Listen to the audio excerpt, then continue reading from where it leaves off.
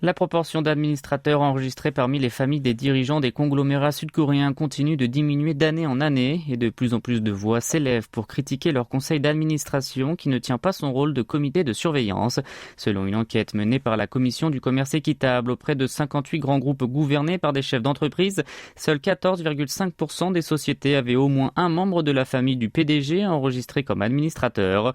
Ce pourcentage, qui a atteint 21,8% en 2018, ne cesse de diminuer chaque année, passant de 16,4 en 2020 à 15,2 en 2021. Pourtant, les firmes soumises à une réglementation des bénéfices privés affichent un taux de 67% des administrateurs issus des familles des patrons de sociétés. Il leur est ainsi reproché de chercher à seulement faire valoir leurs droits, mais à éviter de prendre leurs responsabilités légales.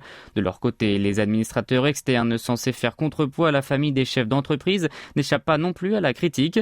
Leur tendance à approuver quasiment toutes les décisions irrite les observateurs. En effet, l'an dernier, 99,3% des ordres du jour proposés par le conseil d'administration ont été adoptés sans modification.